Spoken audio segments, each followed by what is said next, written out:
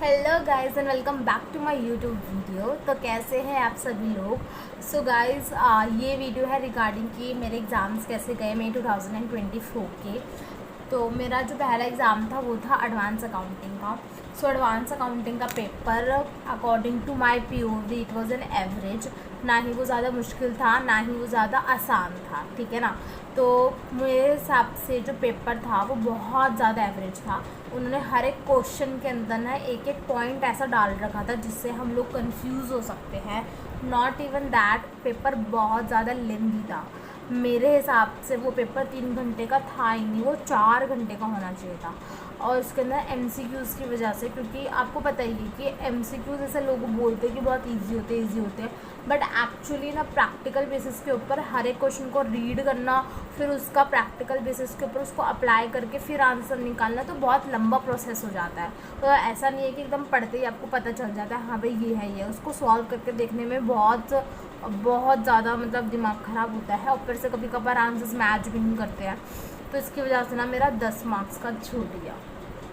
Yes, मुझे इस चीज़ का बड़ा दुख था कि यार मेरा से 10 नंबर का कैसे छूट गया। मेरे को नहीं करना था ऐसा मुझे।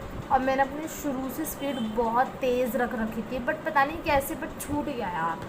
अब कुछ मैंने एमसीक्यू उसमें तुक्काबाजी कर दी और कुछ मेरा मतलब बैलेंस शीट वगैरह नहीं बनी मेरी।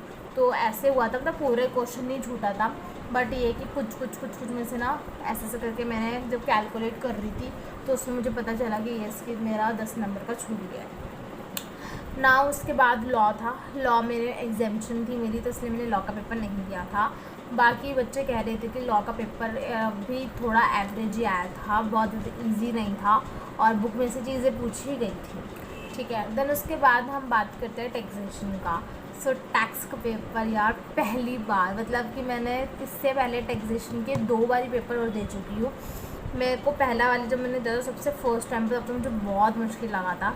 सेकेंड टाइम पे इट वॉज क्वाइट ईजी, और इस टाइम पे भाई इतना ईजी पेपर बना दिया इससे। नहीं यार, मैं तो बोल रही हूँ यार क्या कर रही है इसे। मतलब ऐसे ऐसे कि दाद देनी पड़ेगी, वो हर एक चीज़ बहुत अच्छे से मैनेज करके चलती है और हर एक चीज़ को कवर करती हुई चलती है। बट टैक्सेशन के अंदर ना उन्होंने अमेंडमेंट्स पूछे, मतलब अमेंडमेंट्स भी नहीं पूछे, आप समझ रहे हो, अमेंडमेंट्स भी नहीं पूछे। और कहीं कहीं पे बहुत ऐसी बेसिक चीज़ें पूछ ली थी जहाँ पे आई थिंक मैं कमज़ोर थी। मतलब कैसे होता है नहीं क्या, ये तो बहुत इजी है, ये थोड़ी ना पूछेगी ऐसे, तो इसको हटा देते हैं। तो वो वाला कांड हुआ मेरे उसके अंदर। तो 1-2 क्वेश्चंस के अंदर हुआ था, बाकी ओवरऑल पेपर बहुत इजी था, बहुत सही आया था पेपर। एंड मैं पेपर देने के बाद बहुत खुश थी कि यार फाइनली कुछ तो अच्छा गया। तो जहाँ मैं अकाउंटेंसी के अंदर थोड़ा घबरा रही थी, वहाँ मेरा टैक्सेशन के अंदर थोड़ा वो बैलेंस हो चुका है। बट आई डोंट नो कि भाई से क्या करेगी, पेपरों का कैसे चेक करेगी।